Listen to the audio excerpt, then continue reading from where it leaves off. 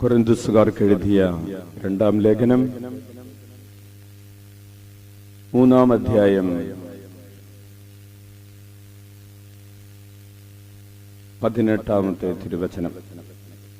കർത്താവിന്റെ മഹത്വം കണ്ണാടിയിലെന്ന പോലെ മൂടുപടമണിയാത്ത മുഖത്ത് പ്രതിഫലിക്കുന്ന നാം എല്ലാവരും അവിടുത്തെ സാദൃശ്യത്തിലേക്ക് മഹത്വത്തിൽ നിന്ന് മഹത്വത്തിലേക്ക് രൂപാന്തരപ്പെട്ടുകൊണ്ടിരിക്കുകയാണ്. ഇത് ആത്മാവായ കർത്താവിന്റെ പ്രവൃത്തി ദാനമാണ്. വലതുകരമുയർത്തി വീശിക്കൊണ്ട് കർത്താവിന്റെ മഹത്വം കണ്ണാടിയിലെന്ന പോലെ മൂടുപടമണിയാത്ത മുഖത്ത് പ്രതിഫലിക്കുന്ന നാം എല്ലാവരും അവിടുത്തെ സാദൃശ്യത്തിലേക്ക് മഹത്വത്തിൽ നിന്ന് മഹത്വത്തിലേക്ക് രൂപാന്തരപ്പെട്ടുകൊണ്ടിരിക്കുകയാണ്.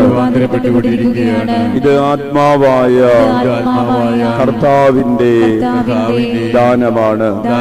ഇരുകരങ്ങളും ഉയർത്തി വീശിക്കൊണ്ട് കർത്താവിന്റെ മഹത്വം കണ്ണാടിയിൽ എന്ന പോലെ മൂടുപടമണിയാത്ത മുഖത്ത് പ്രതിഫലിക്കുന്ന നാം എല്ലാവരും അവിടുത്തെ സാദൃശ്യത്തിലേക്ക് മഹത്വത്തിൽ നിന്ന് മഹത്വത്തിലേക്ക് രൂപാന്തരപ്പെട്ടുകൊണ്ടിരിക്കുകയാണ്. ഇത് ആത്മാവായ കർത്താവിന്റെ ദാനമാണ്. Price the Lord. ഹല്ലേലൂയ. യേശുവേ സ്തോത്രം. ഈശോയിൽ ഏറ്റവും സ്നേഹം നിറഞ്ഞ ബഹുമാനപ്പെട്ട സെബാസ്റ്റ്യനച്ച, പ്രിയപ്പെട്ട സിസ്റ്റേഴ്സ്, സഹോദരരെ, ഈശോ മിശിഹായിക്ക് സ്തുതിയായിരിക്കട്ടെ. പരസ്പരം സ്തുതി ചൊല്ലാം. Price the Lord. ഹല്ലേലൂയ. നമ്മുടെ മുഖത്ത് എന്താണ് പ്രതിഫലിക്കുന്നത്? ഒന്ന് സ്വരത്തിൽ പറഞ്ഞേ. നമ്മുടെ മുഖത്ത് എന്താണ് പ്രതിഫലിക്കുന്നത്? നമ്മുടെ അടുത്തിരിക്കുന്ന ആളുടെ മുഖത്ത് എന്താണ് പ്രതിഫലിക്കുന്നത്? അതൊന്ന് നോക്കി ചിരിച്ചിട്ടൊന്ന് പറഞ്ഞേ. പറഞ്ഞേ ഹല്ലേലൂയ, ഹല്ലേലൂയ. നിങ്ങൾ അടുത്തിരിക്കുന്ന ആളുടെ മുഖത്ത് കർത്താവിന്റെ മഹത്വം പ്രതിഫലിക്കുന്നത് കാണുന്നുണ്ടോ? ഉണ്ടോ?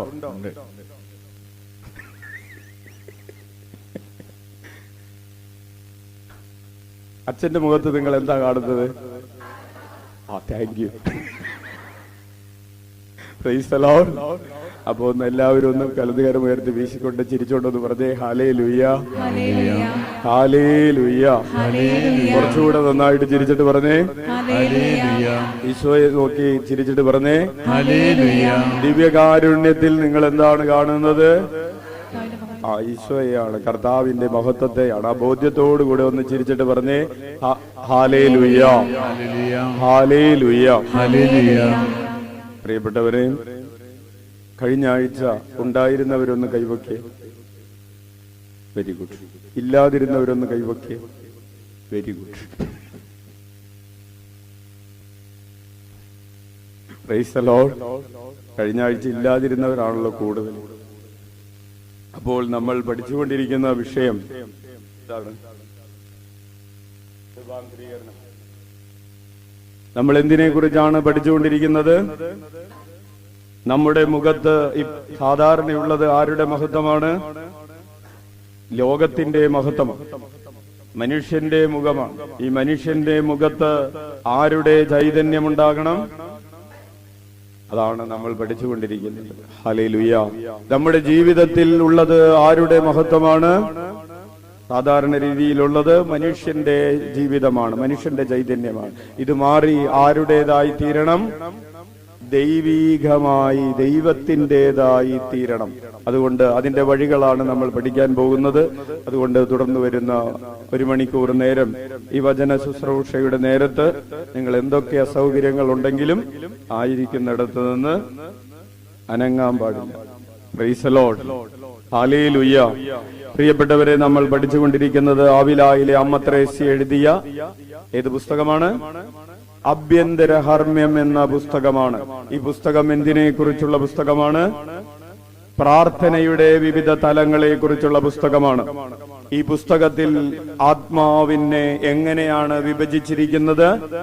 ആത്മാവിനെ 7 കോട്ടകളുള്ള, 7 അറകളുള്ള, അല്ലെങ്കിൽ 7 അറകളെ 7 കൊട്ടാരങ്ങളായിട്ട്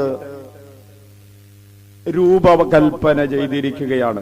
നമ്മൾ അത് എളുപ്പം മനസ്സിലാകുന്നതിന് വേണ്ടി ഉപയോഗിച്ചൊരു ഉദാഹരണം, ഈ ആവില എന്ന് പറയുന്ന ഈ ആശ്രമത്തിന്, ഈ ധ്യാന കേന്ദ്രത്തിന് പല ഘട്ടങ്ങളുണ്ട്. നമുക്ക് പുറത്തൊരു ചുറ്റുമതിലുണ്ട്, അതിനുശേഷമുള്ള പുറമേയുള്ള നമ്മൾ ഇരിക്കുന്ന ഒരു മേഖലയുണ്ട്, അതിനുശേഷമുള്ള ഈ ദേവാലയമുണ്ട്, ഈ ആൾത്താരയുണ്ട്, ഈ ഓൾട്ടറുണ്ട്, ഇവിടെ ദിവ്യകാരുണ്യമുണ്ട്, അല്ലെങ്കിൽ സക്രാരിയുണ്ട്. ഇങ്ങനെ പല ഘട്ടങ്ങളുള്ളതുപോലെ ഈ ആലയത്തിലേക്ക് പ്രവേശിക്കുന്നവർ ഒറ്റയടിക്ക് അൾത്താരയിൽ എത്തുകയല്ല, അവർ ഈ ഘട്ടങ്ങളിലൂടെ കടന്ന് ഈശോയിലേക്ക് എത്തുന്നത് പോലെ നമ്മുടെ ആത്മാവിലേക്ക് നമ്മൾ ഒരു യാത്ര ചെയ്യുകയാണ്. ഉറക്കെ വിളിക്കാം, ഈശോയേ.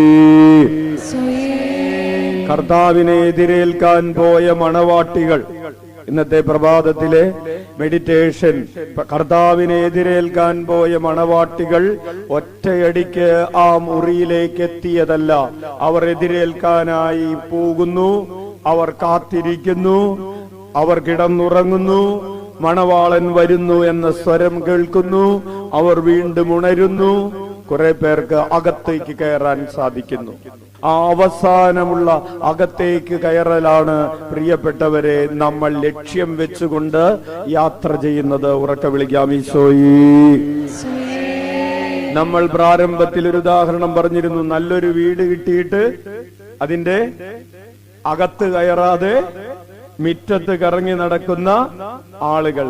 നമുക്ക് കിട്ടിയ നല്ല ഭവനം ഏതാണ്? നമ്മുടെ ആത്മാവിന്റെ ഉള്ളിലുള്ള ഈ 7 സദനങ്ങൾ, 7ാം സദനത്തിലുള്ള ദൈവ സാന്നിധ്യം എന്ന് പറയുന്ന ആ ഭവനം നമുക്ക് കിട്ടിയ നല്ലൊരു വീടാണ്. ഈ വീടിന്റെ അകത്ത് കയറാതെ പുറത്തു ചുറ്റി നടക്കുന്നവരാകരുത്. Hallelujah, hallelujah. നമ്മൾ ചില ഉദാഹരണങ്ങൾ പറഞ്ഞു. രൂപാന്തരീകരണം എന്ന് പറയുന്നത് എന്തുപോലെയാണെന്ന് നമ്മൾ പറഞ്ഞു. അരി ചോറായിത്തീരുന്നത് പോലെയാണ് എന്ന് പറഞ്ഞു. കടലാസിൽ തീ വന്ന് വീണപ്പോൾ കടലാസ് എന്തായി മാറി? തീയായി മാറി. അല്ലെങ്കിൽ ഒരു വിറക് കഷ്ണം അടുപ്പിലേക്ക് വെച്ച് കഴിഞ്ഞപ്പോൾ ആ വിറക് എന്തായി മാറി? തീയായി മാറി. നമ്മളാകുന്ന വിറക് കഷ്ണം ദൈവസ്നേഹ ജ്വാലയിലേക്ക്, ഈശോയിലേക്ക് എടുത്തു വെച്ച് കഴിയുമ്പോ നമ്മൾ എന്തായി മാറും? ദൈവസ്നേഹത്തിന്റെ തീയായി മാറും. കൈയടിച്ച് കർത്താവിന് നന്ദി പറയാം. അപ്പോൾ നമ്മളെ ക്രിസ്തുവിലേക്ക് എടുത്തു വെച്ച് കഴിയുമ്പോൾ നമ്മൾ എന്തായി മാറും? ക്രിസ്തുവായി മാറും. കൈയടിച്ച് കർത്താവിന് നന്ദി പറയാം. നമ്മൾ ക്രിസ്തുവായിട്ട് മാറുന്നില്ല എങ്കിൽ അതിന്റെ അർത്ഥം എന്താണ്? നമ്മളെ എടുത്തു വെച്ചു, നമ്മൾ ക്രിസ്തുവായി മാറുന്നില്ല എന്ന് വിചാരിക്കുക.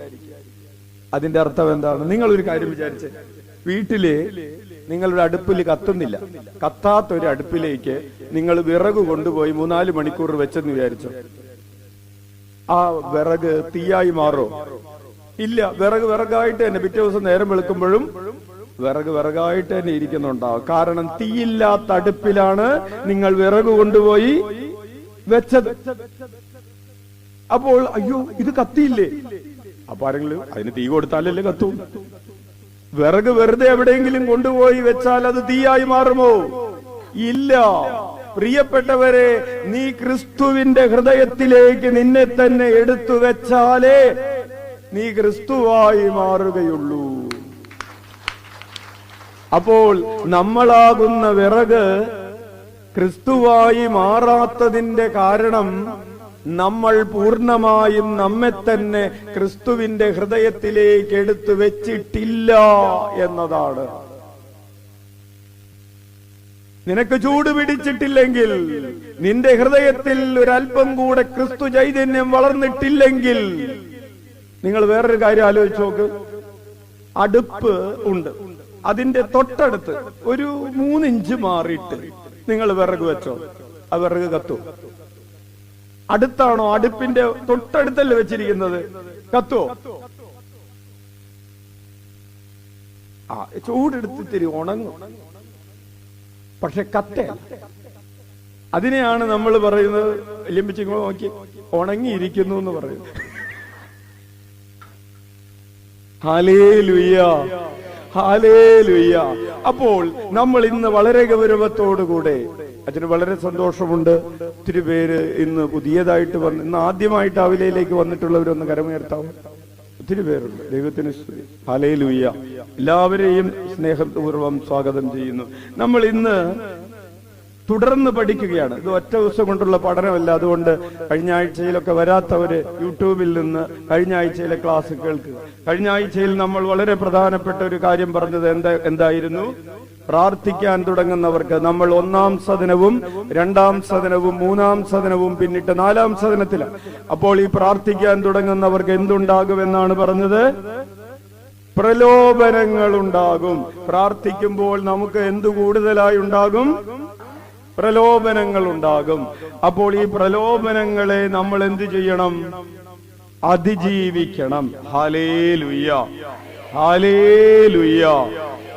അപ്പോൾ പ്രലോഭനങ്ങളെ അതിജീവിക്കാനുള്ള ഏറ്റവും പ്രധാനപ്പെട്ട ഒരു മാർഗം എന്ന് പറയുന്നത്, ശ്രദ്ധിക്കുക, മുഴുവനും അറ്റൻഷൻ അച്ഛന് തരിക. അമ്മത്രേസ്യ പറയുകയാണ്, നിന്റെ പ്രലോഭനങ്ങളെ നിനക്ക് അതിജീവിക്കണമെങ്കിൽ നിന്റെ ഉള്ളിലുള്ള ദൈവസ്നേഹം വളരണം. ദൈവസ്നേഹം വളരുന്നാലേ നിനക്ക് പ്രലോഭനങ്ങളെ അതിജീവിക്കാൻ സാധിക്കുകയുള്ളൂ. Price the Lord. Hallelujah, hallelujah, hallelujah. ഒരു സഹോദരൻ പറഞ്ഞു, അച്ഛാ, എനിക്ക് ഒത്തിരിയേറെ പ്രലോഭനങ്ങളുണ്ട്. എന്തിനെ കുറിച്ചുള്ള പ്രലോഭനങ്ങളാണ്? എന്റെ ദാമ്പത്യ ജീവിതത്തിൽ അവിശ്വസ്തനായി പെരുമാറാനുള്ള ഒത്തിരിയേറെ സാഹചര്യങ്ങൾ, പ്രലോഭനങ്ങൾ ഉണ്ടാകുന്നു. എന്നിട്ട് അദ്ദേഹം തുടർന്ന് പറയുകയാണ്, പക്ഷെ ഞാൻ എല്ലാം അതിജീവിക്കുന്നത് എന്റെ ഭാര്യയ്ക്ക് എന്നോടുള്ള സ്നേഹവും എനിക്ക് എന്റെ ഭാര്യയോടുള്ള സ്നേഹത്തിന്റെയും ഒരു ബലത്തിലാണ് ഞാൻ പാപത്തിൽ വീഴാതെ പിടിച്ചു നിൽക്കുന്നതെന്ന്. ഹല്ലേലൂയ. ഈ സഹോദരന് തന്റെ ദാമ്പത്യ വിശ്വസ്തതയ്ക്ക് കളങ്കം വരുത്തുന്ന ഒരു വാട്സപ്പ് മെസ്സേജ് പോലും അയക്കാൻ തോന്നാത്തത് എന്തുകൊണ്ടാണ്? ഭാര്യയോടുള്ള സ്നേഹമുള്ളത് കൊണ്ട് പല കോളുകളും അറ്റൻഡ് ചെയ്തിട്ടില്ല. പല പ്രലോഭനങ്ങളും, കൂട്ടുകാര് പാപത്തിലേക്ക് പോകാമെന്ന് പറഞ്ഞ് വിളിച്ചതാണ്. ഇദ്ദേഹം പറഞ്ഞു, ഞാൻ ചത്താലും ഞാൻ ഇല്ല എന്ന് പറഞ്ഞത്, എന്ന് പറയാനുള്ള ശക്തി കിട്ടിയത് എനിക്കെന്റെ ഭാര്യയോടുള്ള സ്നേഹത്തിൽ നിന്നാണ്. Hallelujah, hallelujah. അപ്പോൾ പ്രലോഭനത്തിൽ വീഴാതിരിക്കാൻ പ്രിയപ്പെട്ടവരെ, നമുക്ക് ഈശോയോടുള്ള സ്നേഹത്തിൽ എന്തു വേണം? വളർച്ചയുണ്ടാകണം. എന്ത് നിധി തരാമെന്ന് പറഞ്ഞാലും ഞാൻ കർത്താവിനെ ഉപേക്ഷിച്ചിട്ട് വേറെ ഏതെങ്കിലും സ്ഥലത്തേക്ക് വരുന്നില്ല എന്ന് പറയാൻ പറ്റണമെങ്കിൽ നമ്മുടെ ഉള്ളിൽ ഈശോയോട് അത്രമാത്രം സ്നേഹമുണ്ടാകണം. ഹല്ലേലൂയ. അല്ലെങ്കിൽ ഒരു കുടുംബ പ്രാർത്ഥന, എന്റെ വീട്ടിലെ പ്രാർത്ഥന വിട്ടിട്ട് എനിക്ക് വേറൊന്നും ഈ സമയത്ത് നേടാനില്ല എന്ന് പറയാൻ പറ്റണമെങ്കിൽ ഹൃദയത്തിൽ ഈശോയോട് അത്രമാത്രം സ്നേഹമുണ്ടാകണം. അപ്പോൾ സ്നേഹത്തിൽ വളരാനുള്ള വഴികൾ നമ്മൾ പറഞ്ഞു. 1, വചനം പഠിക്കുക. 2, നിരന്തരം പ്രാർത്ഥിക്കുക. പ്രാർത്ഥിക്കുക എന്ന് പറയുന്നത് എന്താണെന്നാണ് അമ്മ ത്രേസ്യ പഠിപ്പിക്കുന്നത്? എന്നെ സ്നേഹിക്കുന്നുവെന്ന്. എന്താണ് പ്രാർത്ഥന? എന്നെ സ്നേഹിക്കുന്നുവെന്ന് എനിക്കുറപ്പുള്ള ഒരാളോട് ഞാൻ നടത്തുന്ന സ്നേഹ സംഭാഷണമാണ് പ്രാർത്ഥന. നിങ്ങള് ഒരു ഉദാഹരണം ആലോചിച്ചു നോക്ക്. രണ്ടുപേര് പ്രണയത്തിലായിരുന്നു. അപ്പൊ മാതാപിതാക്കൾ ഇവരോട് ഉപദേശിച്ച് പറയാണ്, നിങ്ങൾ ഒരു കാര്യം ചെയ്യും, ഒരു കൊല്ലം ഒന്നും മിണ്ടാതിരിക്കും. ഒരു കൊല്ലം ഒന്നും മിണ്ടാതിരുന്നിട്ട് നിങ്ങൾ ഒന്ന് നോക്ക്. ഒരു കൊല്ലം ഒന്ന് മാറ്റി നിർത്തി മിണ്ടാൻ അനുവദിച്ചില്ല. അങ്ങനെ പതുക്കെ പതുക്കെ എന്ത് സംഭവിച്ചു? ആ പ്രണയം കെട്ടുപോയി. മിണ്ടുന്നില്ല, കാണുന്നില്ല, സംസാരിക്കുന്നില്ല. പിന്നെ അയാളെ കുറിച്ചുള്ള ഓർമ്മകൾ പോലും പതുക്കെ പതുക്കെ ഇല്ലാതെയായി. ഹല്ലേലൂയ. അപ്പോൾ സ്നേഹത്തിൽ വളരണമെങ്കിൽ എന്ത് വേണം? സ്നേഹത്തിൽ തളരണമെങ്കിലാണ് നേരത്തെ പറഞ്ഞ ഉദാഹരണമുള്ളത്. സ്നേഹമില്ലാതെ നിങ്ങൾ ഒരാളോട് നിങ്ങൾക്കൊരു ദേഷ്യം വന്നു, നിങ്ങൾ 1-ാം ദിവസം മുഖം വെറുപ്പിച്ചു, 2-ാം ദിവസം മുഖം വെറുപ്പിച്ചു, 4-ാം ദിവസം, അങ്ങനെ 10 ദിവസം മിണ്ടാതെ നടന്നു, 20 ദിവസം മിണ്ടാതെ നടന്നു. അവസാനം നിങ്ങൾ മുഖം വീർപ്പിക്കണ കാര്യം പോലും മറന്നുപോയി. എന്താണ്? അയാൾ നിങ്ങളുടെ ജീവിതത്തിൽ തന്നെ ആ ഓർമ്മ തന്നെ നിങ്ങളുടെ ഹൃദയത്തിൽ നിന്ന് മാഞ്ഞുപോയി. ഹല്ലേലൂയ. പ്രിയപ്പെട്ടവരെ, അത് നെഗറ്റീവാണ്. അപ്പോ സ്നേഹത്തിൽ എങ്ങനെ ഇല്ലാതെയാകണം എന്ന് നമുക്കറിയാം. Price the Lord. അതുപോലെ തന്നെ അമ്മത്രേച്ചി പറയാണ്, നിങ്ങൾക്ക് ഈശോയോടുള്ള സ്നേഹത്തിൽ വളരണമെങ്കിൽ എന്തു വേണം? ഈശോയോട് മുഖാഭിമുഖം നോക്കി, മുഖം കണ്ടുകൊണ്ട് നിങ്ങൾ പ്രാർത്ഥിക്കണം. അതുകൊണ്ട് ഏത് പ്രാർത്ഥന തുടങ്ങുമ്പോഴും ശ്രദ്ധിക്കണേ, നിങ്ങൾ വീട്ടിൽ പ്രാർത്ഥിക്കാൻ തുടങ്ങാണ്, അല്ലെങ്കിൽ നിങ്ങൾ ഒരു ദിവ്യബലി അർപ്പിക്കാൻ തുടങ്ങാണ്, അപ്പോൾ നമ്മൾ എല്ലാവരും ചെയ്യേണ്ട ഒരു ചെറിയ കാര്യത്തെക്കുറിച്ച്, വളരെ വിലയുള്ള ചെറിയൊരു കാര്യത്തെക്കുറിച്ച് അമ്മ ത്രേസ്യ പറയുന്നു. അതിന്റെ പേര് ഇനീഷ്യൽ റിക്കളക്ഷൻ എന്നാണ്. എന്താണത്? ഞാൻ പ്രാർത്ഥിക്കാൻ തുടങ്ങുന്നതിന് മുമ്പ്, നിങ്ങൾ കുരിശ് വരക്കാൻ പോണതിന് മുമ്പ് ഒരു നിമിഷം ഒന്ന് വെയിറ്റ് ചെയ്തിട്ട് ഇങ്ങനെ ഒന്ന് ചിന്തിക്കണം. ഞാൻ എന്റെ ദൈവത്തിന്റെ സന്നിധിയിലാണ്. ഞാൻ എവിടെയാണ്? ദൈവം എന്നെ കാണുന്നുണ്ട്. ആരെന്നെ കാണുന്നുണ്ട്? ദൈവം എന്നെ കേൾക്കുന്നുണ്ട്. ആര് കേൾക്കുന്നുണ്ട്? ഞാൻ ദൈവത്തോട് സംസാരിക്കുകയാണ്. ഞാൻ ആരോട് സംസാരിക്കുകയാണ്? അപ്പോൾ ഈ 3 കാര്യങ്ങൾ, ദൈവം എന്നെ കാണുന്നു, ദൈവം എന്നെ കേൾക്കുന്നു, ദൈവം എന്റെ കൺമുമ്പിലുണ്ട്, ഞാൻ ആ ദൈവത്തോടാണ് ഈ പ്രാർത്ഥന ചൊല്ലാൻ പോകുന്നതെന്ന് മനസ്സിൽ ധ്യാനിക്കുന്നതിനെയാണ് ഇനീഷ്യൽ റിക്കളക്ഷൻ എന്ന് പറയുന്നത്. വേറൊന്നുമല്ല, ദൈവം ഇവിടെ ഉണ്ട്, ഈശോ ഇവിടെ ഉണ്ട്, ഈശോ എന്നെ കാണുന്നുണ്ട്, ഈശോ എന്നെ കേൾക്കുന്നുണ്ട്. ആ കാണുകയും കേൾക്കുകയും ചെയ്യുന്ന എന്റെ ഈശോയുടെ മുഖത്ത് നോക്കിയാണ് ഞാൻ ഉച്ചത്തിൽ ഈശോയെ എന്ന് വിളിക്കുന്നത്. വിളിച്ചേ, ഈശോയേ.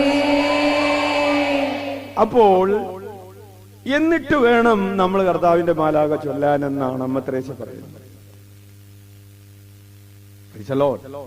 അപ്പോൾ ഏത് പ്രാർത്ഥനയുടെ ആമുഖത്തിലും, ഏത് പ്രാർത്ഥന തുടങ്ങുമ്പോഴും എന്തുണ്ടാകണം? പ്രസൻസ് ഓഫ് ഗോഡ്, ദൈവ സാന്നിധ്യ ബോധം. ആ വാക്കൊന്ന് പറഞ്ഞേ, വലതുകരം ഉയർത്തി വീശിക്കൊണ്ടെന്ന് പറഞ്ഞേ, ദൈവസാന്നിധ്യബോധം. ഇരുകരങ്ങളും ഉയർത്തി വീശിക്കൊണ്ടെന്ന് പറഞ്ഞേ, ദൈവസാന്നിധ്യബോധം. ദൈവസാന്നിധ്യബോധമുണ്ടാകണം. ദൈവസാന്നിധ്യബോധത്തോടുകൂടെ ചൊല്ലിയ പ്രാർത്ഥനയെ പ്രാർത്ഥന എന്ന പേരിന് അർഹതയുള്ളൂ. അച്ഛനാവർത്തിക്കാം, ദൈവസാന്നിധ്യബോധത്തോടുകൂടി ചൊല്ലിയ പ്രാർത്ഥനയ്ക്ക് പ്രാർത്ഥന എന്ന പേരിന് അർഹതയുള്ളൂ. അമ്മ ത്രേസ്യയുടെ വാക്കാണ്. ഇനി നമ്മൾ ചിലപ്പോ അരമണിക്കൂർ പ്രാർത്ഥിച്ചിട്ടുണ്ടാകും, ദൈവം എന്നെ കാണുന്നുണ്ട്, എന്നെ കേൾക്കുന്നുണ്ട്, ഈ പറയുന്നൊക്കെ ഈശോ കേട്ടുകൊണ്ടിരിക്കുകയാണ്, ഈശോയെ നോക്കിയാണ് ഞാൻ പറയുന്നതെന്ന് എനിക്ക് ഒരു ചിന്തയും ഇല്ലാതെയാണ് ഞാൻ പ്രാർത്ഥിക്കുന്നതെങ്കിൽ ആ അരമണിക്കൂർ ഒരു പ്രാർത്ഥനയല്ല. ഹല്ലേലൂയ. അപ്പോൾ പ്രിയപ്പെട്ടവരെ, ഇതൊക്കെ നമ്മൾ പതുക്കെ പതുക്കെ പഠിക്കുകയാണല്ലോ. നിങ്ങൾ വിഷമിക്കണ്ട, ഞങ്ങളുടെ ജീവിതം ഇതുവരെ ഇങ്ങനെ അല്ലായിരുന്നല്ലോ എന്ന് വിഷമിക്കണ്ട. നമ്മൾ ഇത് അതിനു വേണ്ടിയിട്ടാണ് ഇങ്ങനെയുള്ള ചെറിയ കാര്യങ്ങളും വലിയ കാര്യങ്ങളും ഒക്കെ. അപ്പൊ ഓരോ നന്മ നിറഞ്ഞ മറിയമേ ചൊല്ലുമ്പോഴും അത് കേൾക്കുന്നതാരാണ്? ഈശോയാണ്. പരിശുദ്ധ അമ്മ അത് കേട്ടുകൊണ്ടിരിക്കുകയാണ്. നമ്മൾ ഈശോയെ എന്ന് വിളിക്കുമ്പോ, ഞാൻ ഈശോയെ എന്ന് വിളിച്ചത് ആര് കേട്ടുകൊണ്ടിരിക്കുകയാണ്? ഞാൻ കൈ ഉയർത്തിയപ്പോ ഞാൻ കൈ ഉയർത്തിയത് ഒരാൾ കണ്ടുകൊണ്ടിരിക്കുകയാണ്. ആരാണത്? ഈശോ കണ്ടുകൊണ്ടിരിക്കുക. ഞാൻ തുള്ളിച്ചാടിയപ്പോ ഞാൻ തുള്ളിച്ചാടിയത് കണ്ടത് നാട്ടുകാരല്ല, എന്റെ കർത്താവാണത് കണ്ടതെന്ന് ഹല്ലേലൂയ, ഹല്ലേലൂയ. ഈ ദൈവ സാന്നിധ്യബോധം പല അളവുകളിലാണ്. ഈശോ പിതാവിന്റെ വലതുഭാഗത്തിരിക്കുന്ന ആ ഈശോ ഇവിടെയുണ്ടെന്ന് അച്ഛന് ചില സമയത്ത് നമുക്ക് ഈശോയുടെ ആ വലത് ഭാഗത്താണ് നിൽക്കുന്നതെന്ന് ചില സമയത്ത് കുറച്ചോർക്കും, ചില സമയത്ത് കൂടുതൽ ഓർക്കും, ചില സമയത്ത് ഒട്ടും ഓർക്കാറില്ല.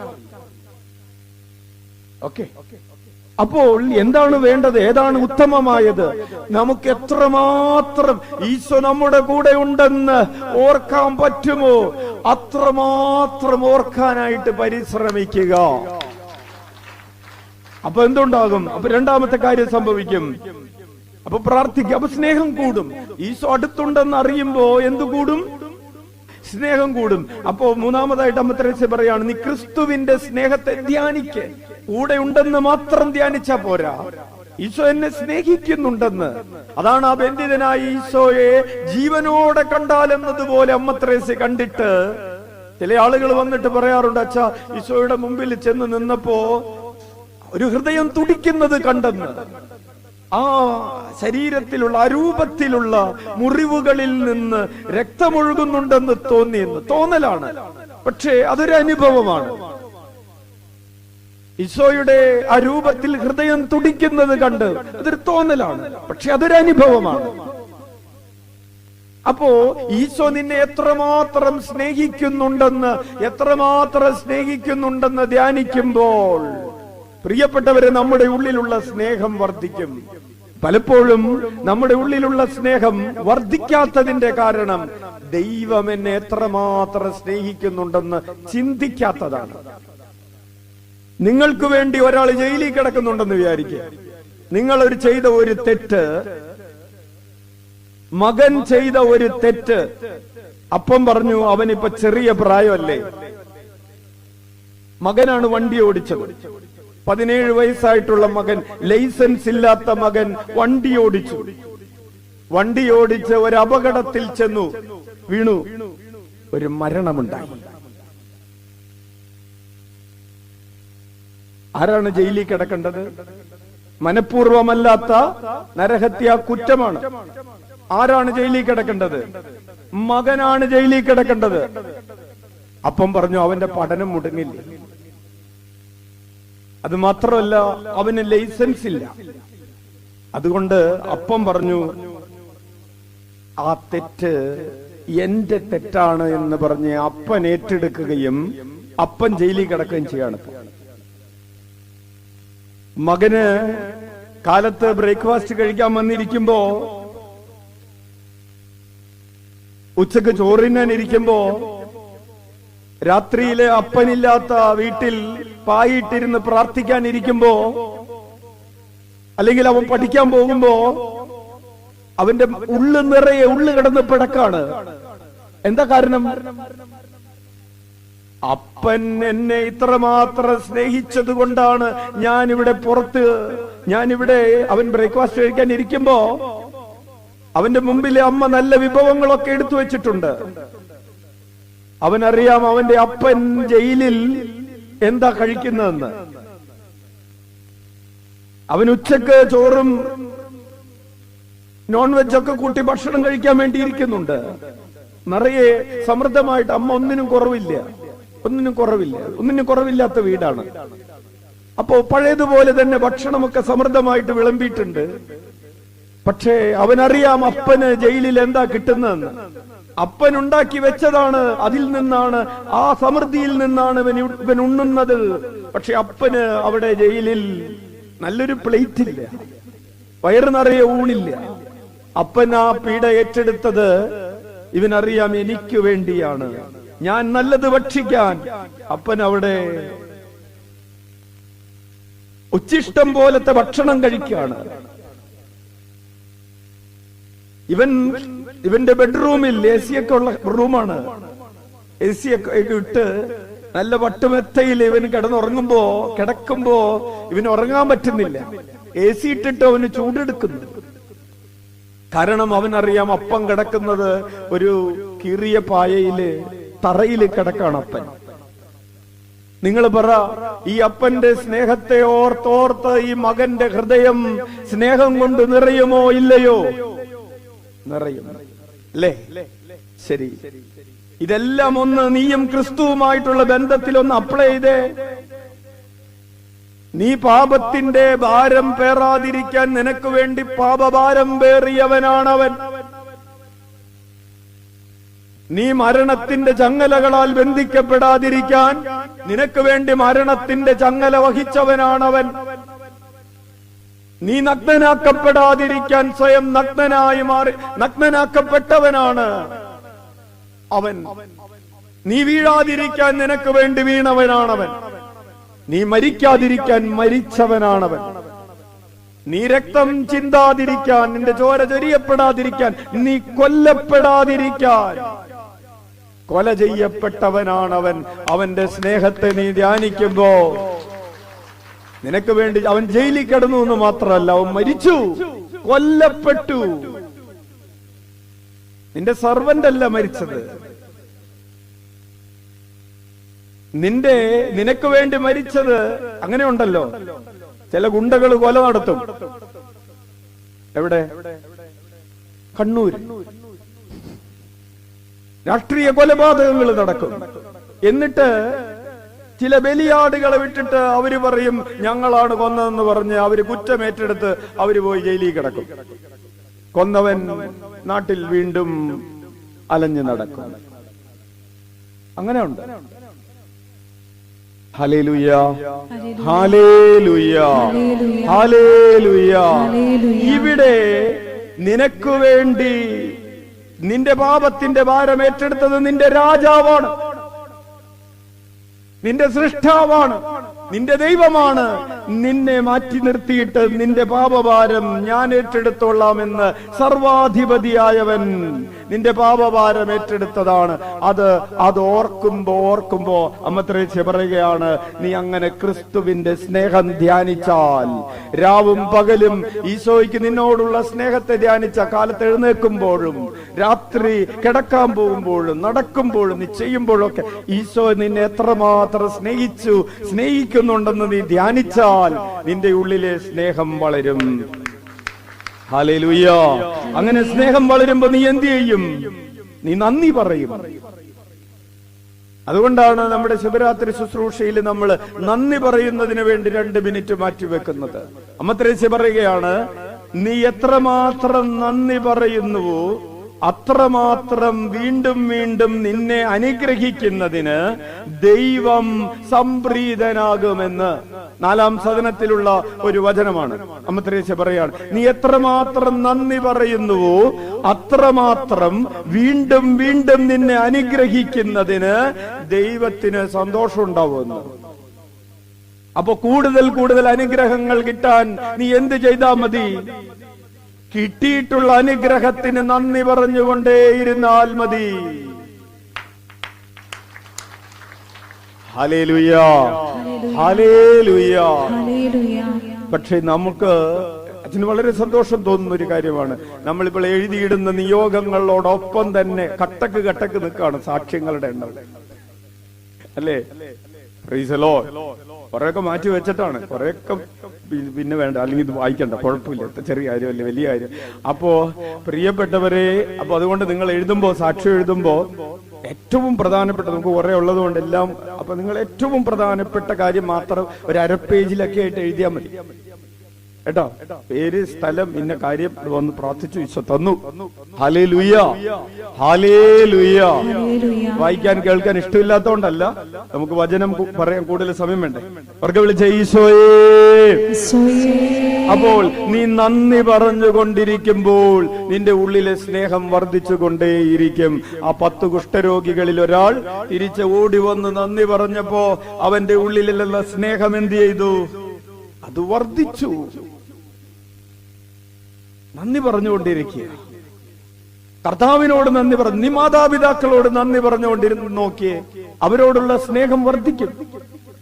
നിന്റെ ജീവിത പങ്കാളിയോട് നീ ഒരു താങ്ക്സ് പറഞ്ഞുകൊണ്ടിരുന്ന് നോക്കിയേ. ഇന്ന് അച്ഛൻ കേൾക്കുന്ന ചേട്ടന്മാരെ, നിങ്ങൾക്ക് ഇന്ന് വൈകുന്നേരം ഇവിടെ നിന്നൊക്കെ രാവിലെ ഇന്ന് പോയിട്ട് വൈകുന്നേരം ഭാര്യ ചായ തരുമ്പോ നിങ്ങൾ ഒരു താങ്ക്സ് പറഞ്ഞു നോക്കിയേ. നിങ്ങൾ അന്ന് അവർ പറഞ്ഞില്ലെങ്കിൽ നിങ്ങളൊന്ന് വിചാരിക്കുക, അവര് താങ്ക്സ് പറഞ്ഞു എന്ന് വിചാരിക്കുക.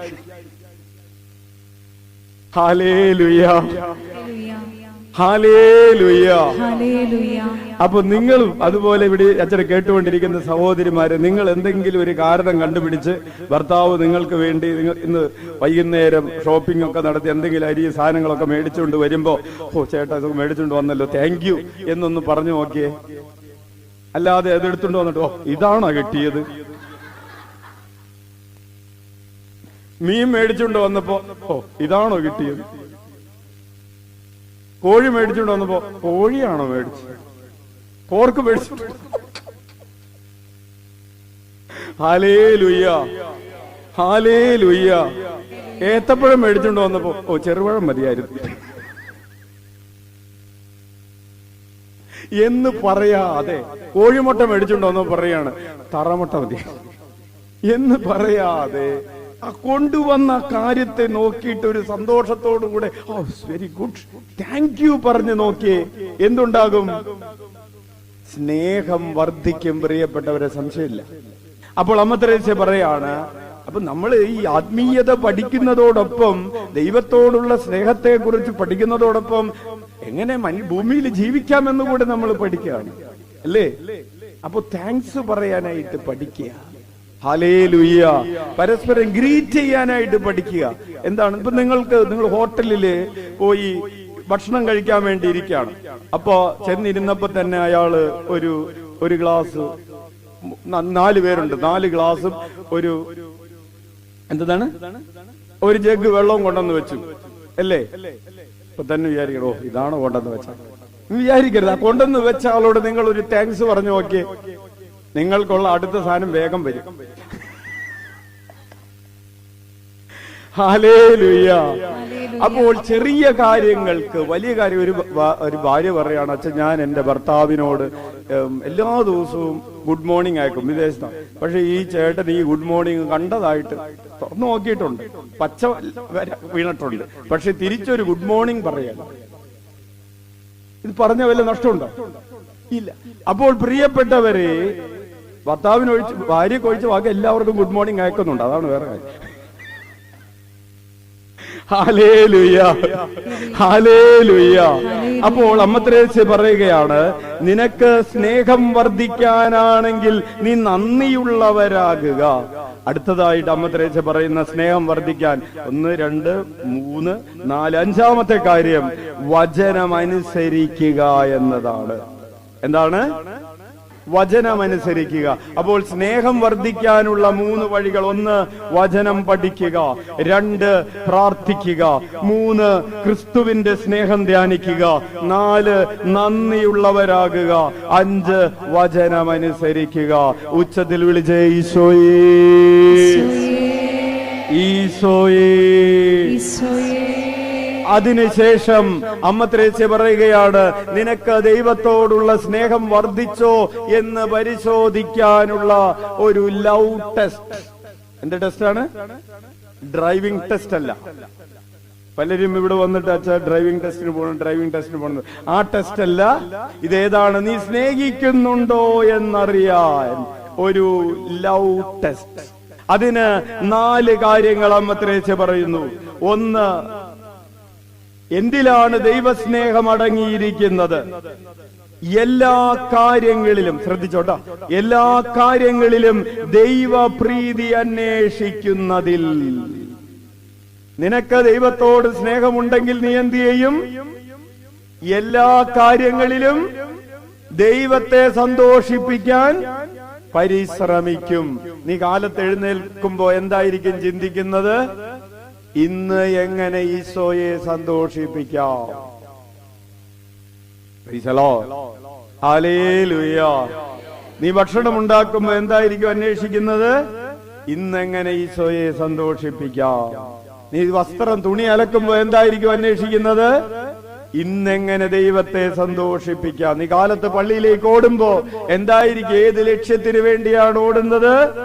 ദൈവത്തെ സന്തോഷിപ്പിക്കാൻ. നീ ബലിയർപ്പിക്കാൻ ഓടുന്നത്, വ്യാഴാഴ്ച ഈ ശുശ്രൂഷയിലേക്ക് നീ ഓടുന്നതിന്റെ ലക്ഷ്യം എന്തായിരിക്കും? ദൈവത്തെ സന്തോഷിപ്പിക്കുക.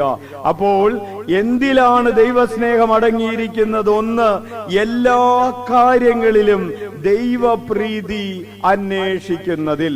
വലതുകരമുയർത്തി വീശിക്കൊണ്ടെന്ന് പറഞ്ഞ്, എല്ലാ കാര്യങ്ങളിലും ദൈവപ്രീതി അന്വേഷിക്കുന്നതിലാണ് ദൈവസ്നേഹം അടങ്ങിയിരിക്കുന്നത്. Price the Lord. ഹല്ലേലൂയ. അപ്പൊ അതിനെക്കുറിച്ച് അച്ഛൻ കൂടുതൽ വിശദമായിട്ട് പറയാം. അതിന് മുമ്പ് മറ്റു 3 കാര്യങ്ങളും കൂടെ പറഞ്ഞിട്ട് നമുക്ക് ഒന്നാമത്തേലേക്ക് തിരിച്ചു പോകാം. രണ്ടാമതായിട്ട്, ഒരു കാര്യത്തിലും അവിടുത്തെ നിന്ദിക്കുകയോ വേദനിപ്പിക്കുകയോ ചെയ്യാതിരിക്കുന്നതിൽ. എന്തിലാണ്? ഒരു കാര്യത്തിലും ദൈവത്തെ ഞാൻ വേദനിപ്പിക്കുകയില്ല, നിന്ദിക്കുകയില്ല എന്ന് തീരുമാനിച്ച് അതിനുവേണ്ടി പരിശ്രമിക്കുന്നതിലാണ് ദൈവസ്നേഹം അടങ്ങിയിരിക്കുന്നത്. പരസ്നേഹം അടങ്ങിയിരിക്കുന്നതും അതിലല്ലേ? ഇല്ലേ? ഇപ്പൊ നമ്മൾ നേരത്തെ പറഞ്ഞതുപോലെ നമ്മൾക്കൊരാൾ ഭയങ്കര ഇഷ്ടമാണ് എന്ന് വിചാരിക്കുക. നമ്മൾ എപ്പോഴും ചെയ്തുകൊണ്ടിരിക്കുന്നത് എന്തായിരിക്കും? അയാളെ പ്രീതിപ്പെടുത്തണം, അയാളെ സന്തോഷിപ്പിക്കണം. ഇപ്പൊ നമുക്ക് ഒരു ഉദാഹരണത്തിന് വെള്ളസാരി ഉടുക്കാൻ ഇഷ്ടമില്ല എന്ന് വിചാരിക്കും. നിങ്ങൾക്ക് എല്ലാവർക്കും ഇഷ്ടമാണ്, അതുകൊണ്ട് തിരുനാളിനൊക്കെ എല്ലാവരും വെള്ളസാരി എടുത്ത് വരാറുണ്ട്. പക്ഷെ ഇഷ്ടമില്ലാത്ത ഒരാള് വിചാരിക്കുകയാണ്, ഞാൻ വെള്ളസാരി ഉടുത്തില്ലെങ്കിൽ അച്ഛന് വിഷമമാവും, ഇല്ലേ? അപ്പൊ അതുകൊണ്ട് കടം മേടിച്ചിട്ടാണെങ്കിലും ഒരു വെള്ളസാരി. Hallelujah, hallelujah. അപ്പൊ നമ്മൾ, അല്ലെങ്കിൽ കാമുകൻ കാമുകിയോട് പറഞ്ഞു, നീ ഒരു പച്ച ഡ്രസ് എടുത്തിട്ട് വരണമെന്ന്. അവൾക്ക് പച്ച എന്ന് പറഞ്ഞാൽ കണ്ണി കണ്ടുകൂടാത്ത കളറാണ്.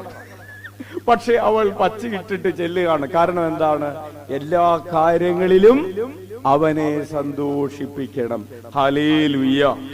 അപ്പോൾ രണ്ടാമതായി നമ്മൾ പറഞ്ഞു, ഒരു കാര്യത്തിലും അവിടത്തെ നിന്ദിക്കുകയോ വേദനിപ്പിക്കുകയോ ചെയ്യരുത്. കൊച്ചുത്രേസ്യ പറയുകയാണ്, എനിക്ക് ഓർമ്മ വെച്ച നാള് മുതൽ ഇന്നേ വരെ ഞാൻ ദൈവത്തിന് ഒന്നും നിഷേധിച്ചിട്ടില്ല, ഞാൻ ഒരു കാര്യത്തിലും ദൈവത്തെ വേദനിപ്പിച്ചിട്ടില്ല. എന്നാലോചിച്ചോട്ടെ, ഓർമ്മ വെച്ച നാള് മുതൽ ഞാൻ ഇന്നേ വരെ ദൈവത്തിന് ഒന്നും നിഷേധിച്ചിട്ടില്ല, ദൈവത്തെ ഞാൻ ഒരിക്കലും നിന്ദിച്ചിട്ടില്ല. നമ്മളുടെ സ്ഥിതി എന്താണ്? Price the Lord. അപ്പൊ മൂന്നാമതായി അമത്രേസ്യ പറയുകയാണ്, നിങ്ങളുടെ ഉള്ളിൽ ദൈവസ്നേഹമുണ്ട് എന്നതിന്റെ മൂന്നാമത്തെ അടയാളം അവിടത്തെ പുത്രന്റെ മഹത്വം പ്രചരിപ്പിക്കുന്നതിൽ തീഷ്ണതയുള്ളവരാകും. എന്താണ്? അവിടത്തെ പുത്രന്റെ മഹത്വം പ്രചരിപ്പിക്കുന്നതിൽ തീഷ്ണതയുള്ളവരാകും. മറ്റുള്ളവരോട്, കഴിഞ്ഞ ദിവസം ഒരു സഹോദരി, ഒരു മുസ്ലിം പെൺകുട്ടിയോട് ഇവിടെ വന്ന് സാക്ഷ്യം പറഞ്ഞു. അപ്പൊ അവള് പറയുകയാണ്, എന്റെ അയൽവക്കത്തുള്ള ഒരു ഹൈന്ദവ സഹോദരിയാണ് എന്നോട് പറഞ്ഞത്, നീ ആവിലയിൽ പോയി പ്രാർത്ഥിച്ചാൽ നിന്റെ രോഗം മാറുമെന്ന്. ഈ പറഞ്ഞ ഹൈന്ദവ സഹോദരിക്കും അവളുടെ അമ്മയ്ക്കും അത്ഭുതകരമായ സൗഖ്യം ഇവിടെ വന്ന് ലഭിച്ചിട്ടുണ്ട്.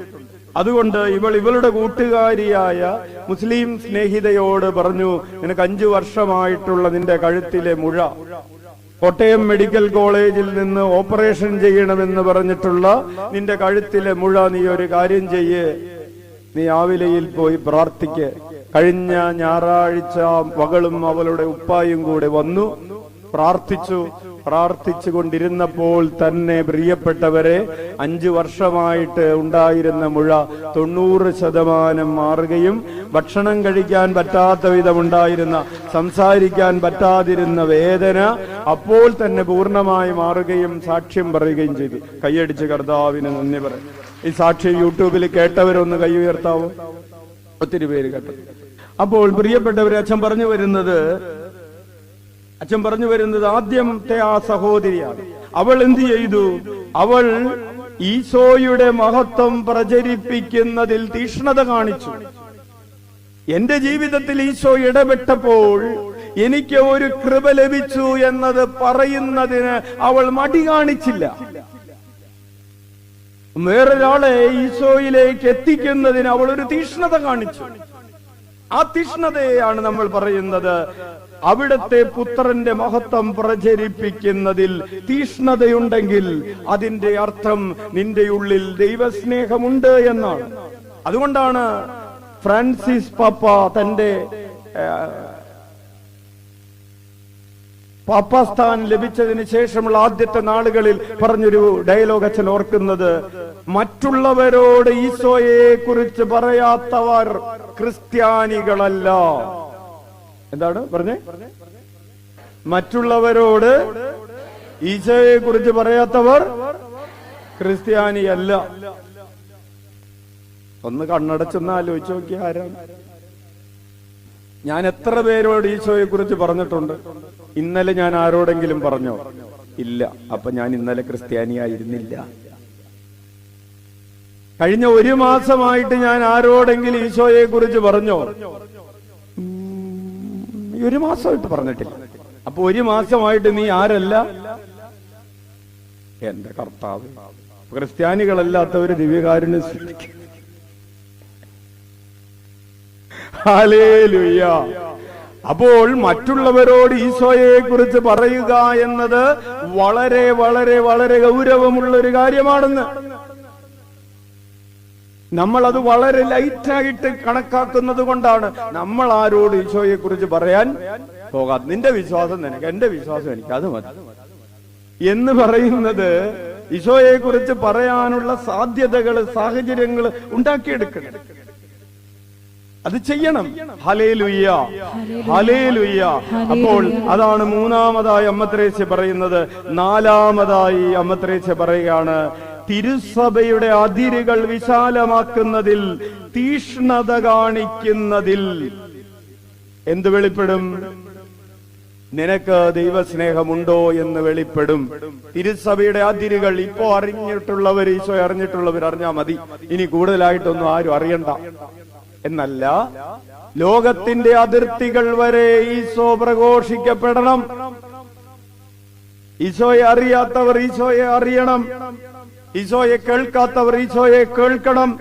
ഈശോയെ കാണാത്തവർ ഈശോയെ കാണണം. ഈശോയെ അനുഭവിക്കാത്തവർ ഈശോയെ അനുഭവിക്കണം എന്ന് നിനക്ക് ഉള്ളിൽ ഒരു വാശിയുണ്ടോ?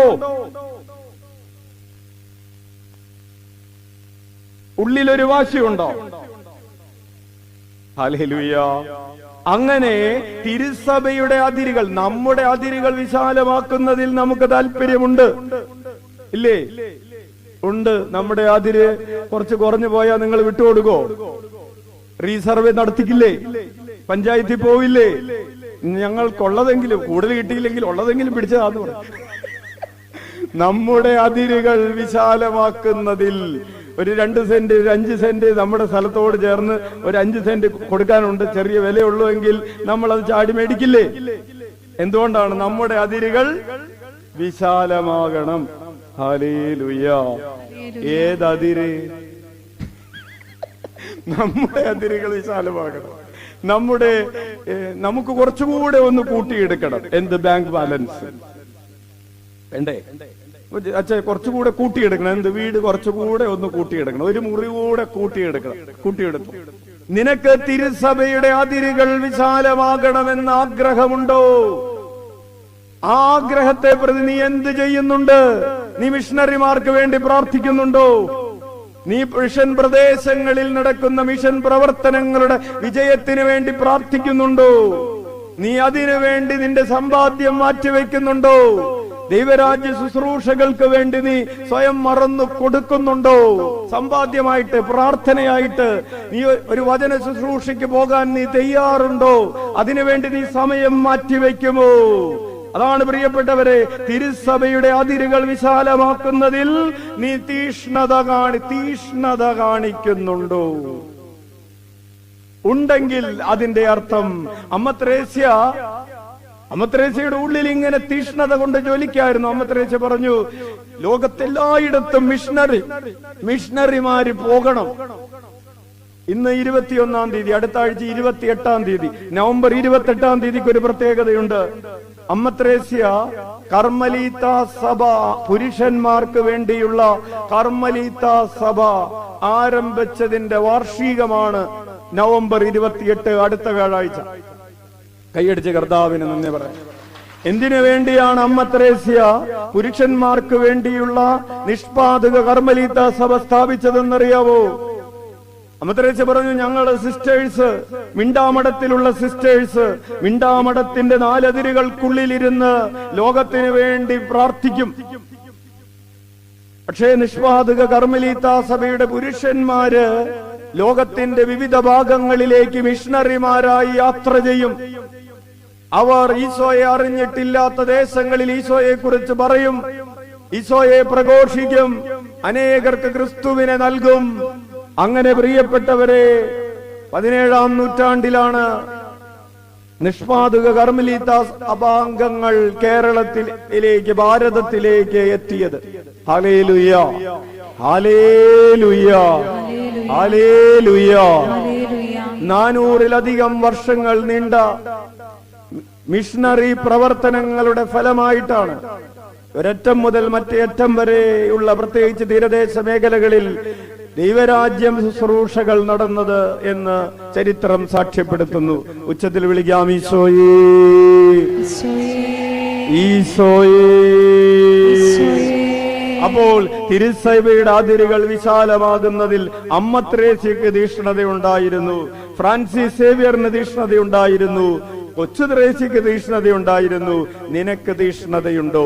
അങ്ങനെ തീഷ്ണതയുണ്ടെങ്കിൽ പ്രിയപ്പെട്ടവരെ, നിന്റെ ഉള്ളിൽ ദൈവസ്നേഹം ഉണ്ട് എന്നാണ് അർത്ഥം. ഹല്ലേലൂയ. അപ്പോൾ നമ്മൾ പറഞ്ഞത് 4 കാര്യങ്ങളാണ്. ദൈവസ്നേഹം നിന്റെ ഉള്ളിൽ ഉണ്ട് എന്നത് പരിശോധിക്കാനുള്ള 4 കാര്യങ്ങൾ. 1, എല്ലാ കാര്യങ്ങളിലും ദൈവപ്രീതി അന്വേഷിക്കുന്നതിൽ. 2, ഒരു കാര്യത്തിലും അവിടുത്തെ നിന്ദിക്കുകയോ വേദനിപ്പിക്കുകയോ ചെയ്യാതിരിക്കുന്നതിൽ. 3, അവിടുത്തെ പുത്രന്റെ മഹത്വം പ്രചരിപ്പിക്കുന്നതിൽ. 4, തിരുസഭയുടെ അതിരുകൾ വിശാലമാക്കുന്നതിൽ തീഷ്ണത കാണിക്കുന്നതിൽ. ഉറക്കെ വിളിക്കാം, ഈശോയേ, ഈശോയേ, ഈശോയേ. അപ്പോൾ ഒന്നാമത്തെ കാര്യം നമ്മൾ പറഞ്ഞു. എന്താണ് ഒന്നാമത്തെ കാര്യം? ഒന്നാമത്തെ എന്താണ്? എല്ലാ കാര്യങ്ങളിലും ദൈവത്തെ പ്രീതിപ്പെടുത്തുക. പൗലോസ് അപ്പോസ്തലൻ പറയുകയാണ്, എനിക്ക് ഒറ്റ ലക്ഷ്യമുള്ളൂ. കൊരിന്ത്യസുകാർക്ക് എഴുതിയ 2-ാം ലേഖനം എടുക്കാം, ബൈബിൾ കൊരിന്ത്യസുകാർക്ക് എഴുതിയ 2-ാം ലേഖനം 5-ാം അധ്യായം 8 മുതൽ 10 വരെയുള്ള തിരുവചനങ്ങൾ. Second Corinthians chapter 5 8 to 10 വായിക്കാം. ശരീരത്തിൽ നിന്ന് അകന്നിരിക്കാനും കർത്താവിനോടടുത്തിരിക്കാനും ഞങ്ങൾ ആഗ്രഹിക്കുന്നു. ശരീരത്തിൽ നിന്ന് ഒരാഗ്രഹമുണ്ട്, ഒന്ന് മരിക്കണം. എന്താ ആഗ്രഹം? പൗലോസ് പറയാണ്, എനിക്കൊരു ചെറിയൊരു ആഗ്രഹമുണ്ട്. എന്താണ്? ഒന്ന് മരിക്കണം. ശരീരത്തിൽ നിന്ന് അകലുക എന്ന് പറഞ്ഞാൽ അർത്ഥം എന്താണ്? മരിക്കണമെന്നാണ്. അകന്നിരിക്കാനും കർത്താവിനോട് അടുത്തിരിക്കാനും. എപ്പോഴാണ് അടുത്തിരിക്കാൻ പറ്റുന്നത്? മരിച്ച ഈ ആത്മാവ് കർത്താവിനോട് അടുത്തിരിക്കാനും ഞങ്ങൾ അതിയായി ആഗ്രഹിക്കുന്നു. ചെറിയ ആഗ്രഹമൊന്നുമല്ല, ഭയങ്കരമായിട്ടൊരാഗ്രഹം. എന്തിനു വേണ്ടിയാണ്? മരിച്ച് സ്വർഗത്തിൽ പോകണം. എല്ലാ ദിവസവും ആഗ്രഹിക്കുന്നത് എന്താണ്? ഇന്ന് മരിച്ച് സ്വർഗത്തിൽ. അങ്ങനെ ആഗ്രഹിക്കുന്നുണ്ടോ? Hallelujah, hallelujah. എന്നിട്ട് പറയാണ്, അടുത്തായാലും അകലെയായാലും, മരിച്ചാലും മരിച്ചില്ലെങ്കിലും ഞങ്ങളുടെ ലക്ഷ്യം അവിടത്തെ പ്രസാദിപ്പിക്കുക എന്നതാണ് ഞങ്ങളുടെ ലക്ഷ്യം. കൈയടിച്ച് കർത്താവിന് നന്ദി പറയാം. അതായത് 2 കൊരിന്ത്യർ 5:9 വചനം. പൗലോസ് പറയുകയാണ്, എന്റെ ലക്ഷ്യമെന്ന് പറയുന്നത് ദൈവത്തെ പ്രസാദിപ്പിക്കുക എന്നതാണ്. എന്താണ്? വലതുകരം ഉയർത്തി വീശിക്കൊണ്ടെന്ന് പറഞ്ഞ്, അടുത്തായാലും അകലെയായാലും അവിടുത്തെ പ്രസാദിപ്പിക്കുക എന്നതാണ് ഞങ്ങളുടെ ലക്ഷ്യം. എനിക്കൊരൊറ്റ ലക്ഷ്യമുള്ളൂ. എന്താണ്? ഒരമ്മ വന്നിട്ട് പറഞ്ഞു, എനിക്കൊരൊറ്റ ലക്ഷ്യമുള്ള അച്ചോ. എന്താണ്? എന്റെ കൊച്ചിന്റെ കല്യാണം നടക്കണം. ഒരപ്പം വന്നിട്ട് പറഞ്ഞു, അച്ഛാ ഒറ്റ കാര്യം, ആ ചെറുകന് അവനിപ്പോ 27 വയസ്സായി, ഒരു ജോലിയില്ല. അച്ഛൻ എങ്ങനെയെങ്കിലും അവനൊരു ജോലി മേടിച്ചു കൊടുക്കും. അച്ഛൻ ജോലി മേടിച്ചു കൊടുക്കാം. എനിക്ക് വേറെ ഒന്നും വേണ്ട, അച്ഛൻ ആ കൊച്ചിനൊരു ജോലി മേടിച്ചു കൊടുക്കും. അപ്പൊ ഈ ചേട്ടനാകെ ഒരു ലക്ഷ്യമുള്ള എന്താണ്? കൊച്ചിന് ജോലി കിട്ടും. ഹല്ലേലൂയ. ഒരു ഭാര്യയും ഭർത്താവും കൂടി ഒരുമിച്ച് വന്നിട്ട് പറഞ്ഞു, അച്ഛാ ഒന്നും വേണ്ട, ഞങ്ങളുടെ ഈ കടവൊന്ന് മാറിയാ മതി. ഈ കടബാധ്യത 13 ലക്ഷം രൂപ എങ്ങനെയെങ്കിലും ഒന്ന് അച്ഛൻ അടച്ചു തരാം. 13 ലക്ഷം രൂപ അച്ഛൻ അടച്ചു തരാം.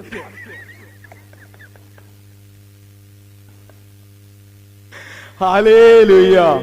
വേറൊന്നും വേണ്ട. Price the Lord. അപ്പൊ ഒറ്റ ലക്ഷ്യമുള്ള എന്താണ്? കടബാധ്യത ഒന്ന് മാറും. ഈ രോഗം ഒന്ന് മാറി കിട്ടിയാ മതി. വേറൊരു ലക്ഷ്യവും. ചേട്ടന്റെ കള്ളൂടി ഒന്ന് മാറിയാ മതി. വേറൊരു ലക്ഷ്യമില്ല. ചേട്ടന്റെ കള്ളൂടി മാറിയപ്പോഴേക്കും മകൻ തുടങ്ങി. ഒരു വീട്ടിൽ ചെന്നപ്പോ അപ്പൻ ധ്യാനത്തിനൊക്കെ പോയി കള്ളുകൂടി മാറ്റി മിടുക്കനായിട്ടിരിക്കാം.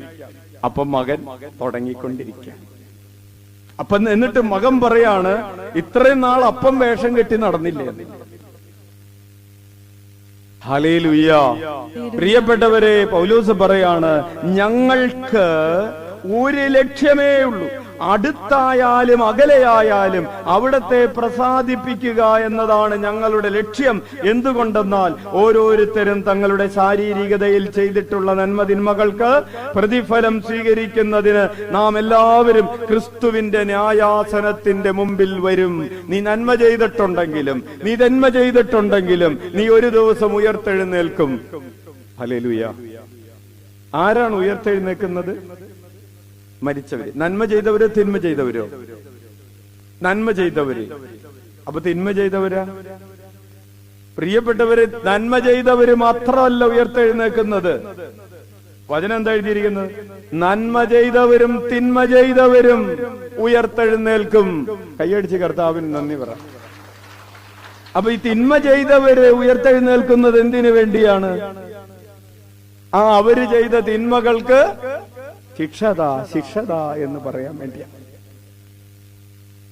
നന്മ ചെയ്തവർ ഉയർത്തെഴുന്നേൽക്കുന്നത് എന്തിനു വേണ്ടിയാണ്? അവർ ചെയ്ത നന്മകൾക്ക് അനുഗ്രഹം, ശിക്ഷാവിധിയുടെ വേണ്ടി തിന്മ ചെയ്തവർ ഉയർത്തെഴുന്നേൽക്കും. രക്ഷയ്ക്ക് വേണ്ടി നന്മ ചെയ്തവരും ഉയർത്തെഴുന്നേൽക്കും. നീ ഉയർത്തെഴുന്നേൽക്കുമ്പോ നിനക്ക് എന്തായിരിക്കും കിട്ടുന്നത്? അവർക്ക് വിളിക്കാം, ഈശോയേ, ഈശോയേ. ഒരു വചനം കൂടി പറഞ്ഞ് ഞാൻ അവസാനിപ്പിക്കുകയാണ്. തെസ്സലോനിയക്കാർക്ക് എഴുതിയ 1-ാം ലേഖനം 4-ാം അധ്യായം 1-ാമത്തെ തിരുവചനം. 1 തെസ്സലോനിയൻസ് 4:1. സഹോദരരെ, അവസാനമായി ഞങ്ങൾ കർത്താവായ യേശുവിൽ നിങ്ങളോട് അപേക്ഷിക്കുകയും യാചിക്കുകയും ചെയ്യുന്നു. ജീവിക്കേണ്ടതും ദൈവത്തെ പ്രീതിപ്പെടുത്തേണ്ടതും എങ്ങനെയെന്ന് നിങ്ങൾ ഞങ്ങളിൽ നിന്ന് പഠിച്ചു. കുറെ നാള് ഈ അപ്പോസ്തലൻ ഈ സഭയിലെ അംഗങ്ങളോടുകൂടെ നിന്ന് ജീവിച്ചു. എന്നിട്ട് ജീവിച്ചു കൊണ്ടിരുന്നപ്പോ എന്താ പഠിപ്പിച്ചത്? ഞങ്ങളിൽ നിന്ന് നിങ്ങൾ എന്താ പഠിച്ചത്? എങ്ങനെയാണ് ദൈവത്തെ പ്രീതിപ്പെടുത്തേണ്ടതെന്ന് നിങ്ങൾ പഠിച്ചു. അപ്പൊ പൗലോസ് ഇത്രയും നാൾ അവരുടെ കൂടെ ജീവിച്ചിട്ട് പഠിപ്പിച്ചു കൊണ്ടിരുന്നത് എന്തിനെ കുറിച്ചാണ്? ദൈവത്തെ എങ്ങനെ പ്രീതിപ്പെടുത്തണം എന്നാണ്. പ്രിയപ്പെട്ടവർ, അച്ഛനിപ്പോ സാന്ദർഭികമായ ഒരു കാര്യം ഓർക്കുകയാണ്. 2017 മുതൽ 2020 വരെ നമ്മൾ 120ഓളം ആഴ്ചകളിൽ ധ്യാനിച്ച ഒരു വിഷയം കർത്താവിന് പ്രീതികരമായ ജീവിതം എന്ന വിഷയമായിരുന്നു. 120 എപ്പിസോഡുകൾ ഉണ്ടായിരുന്നു. ഹല്ലേലൂയ. ഹല്ലേലൂയ. കർത്താവിനെ എങ്ങനെ പ്രീതിപ്പെടുത്താം? കർത്താവിന് പ്രീതികരമായ ജീവിതത്തിന്റെ 120 പ്രസംഗങ്ങൾ ഓർക്കുന്നുണ്ടോ? Price the Lord. അപ്പോ ഞങ്ങൾ ഇത്രയും നാൾ പൗലോസ് പറഞ്ഞ പോലെ അച്ഛനും പറയാൻ പറ്റും, എങ്ങനെയാണ് ദൈവത്തെ പ്രീതിപ്പെടുത്തേണ്ടതെന്ന് നിങ്ങൾ ഞങ്ങളിൽ നിന്ന് പഠിച്ചു. ഹല്ലേലൂയ. എന്നിട്ട് പറയാണ്, പഠിച്ചില്ലേ, ഇനി അതനുസരിച്ച് ജീവിക്കാം. അതനുസരിച്ചിപ്പോൾ നിങ്ങൾ ജീവിക്കുന്നത് പോലെ ഇനിയും മുന്നേറുവിൻ. അപ്പൊ ആരെ പ്രീതിപ്പെടുത്താൻ വേണ്ടിയാണ് നീ ജീവിക്കുന്നത്? വലതുകരം ഉയർത്തി വീശിക്കൊണ്ട് പറയാം, ആരെ പ്രീതിപ്പെടുത്താൻ വേണ്ടിയാണ്? പറഞ്ഞോ, ഞാൻ ജീവിക്കുന്നത്. ഇനി കൈ താഴെട്ടോ, എന്നിട്ട് ഉത്തരം പറഞ്ഞു. അന്ന് വലതുകാരൻ വീണ്ടും ഉയർത്തിയിട്ട് പറഞ്ഞ, ഈശോയെ പ്രീതിപ്പെടുത്താൻ വേണ്ടിയാണ് ഞാൻ ജീവിക്കുന്നത്. ഇരുകരങ്ങളും ഉയർത്തി വീശിക്കൊണ്ട് പറയാം, ഈശോയെ പ്രീതിപ്പെടുത്താൻ വേണ്ടിയാണ്. ഈശോയെ മാത്രം പ്രീതിപ്പെടുത്താൻ വേണ്ടിയാണ് ഞാൻ ജീവിക്കുന്നത്. എന്റെ ജീവിതത്തിന്റെ ലക്ഷ്യം ദൈവത്തെ പ്രീതിപ്പെടുത്തുക എന്നതാണ്. എന്റെ ജീവിതത്തിന്റെ ലക്ഷ്യം ദൈവത്തിന് പ്രീതികരമായി ജീവിക്കുക എന്നതാണ്. ഹല്ലേലൂയ. അപ്പോൾ ദൈവത്തിനെ പ്രീതിപ്പെടുത്താൻ വേണ്ടി നീ ജീവിക്കുമ്പോൾ അതെന്തിന്റെ തെളിവാണ്? നിന്റെ ഉള്ളിൽ ദൈവസ്നേഹമുണ്ട് എന്നതിന്റെ തെളിവാണ്. ഹല്ലേലൂയ. Price the Lord. ഇപ്പോൾ പ്രിയപ്പെട്ടവരെ, നമ്മൾ ഇത്രയും പേര് വലിയൊരു എണ്ണത്തിൽ ഇവിടെ ഇരിക്കുന്നത് ആരെ പ്രീതിപ്പെടുത്താനാണ്? ദൈവത്തെ പ്രീതിപ്പെടുത്താനാണ്. കൈയടിച്ച് കർത്താവിന് നന്ദി പറയാം. അപ്പോൾ ദൈവത്തെ പ്രീതിപ്പെടുത്തുന്നതിനെ കുറിച്ചുള്ള, ദൈവത്തെ പ്രീതിപ്പെടുത്തുന്ന കാര്യങ്ങളെ കുറിച്ചുള്ള കൂടുതൽ വചനങ്ങള് നമ്മൾക്ക് അടുത്ത ആഴ്ച ധ്യാനിക്കാം. ഹല്ലേലൂയ.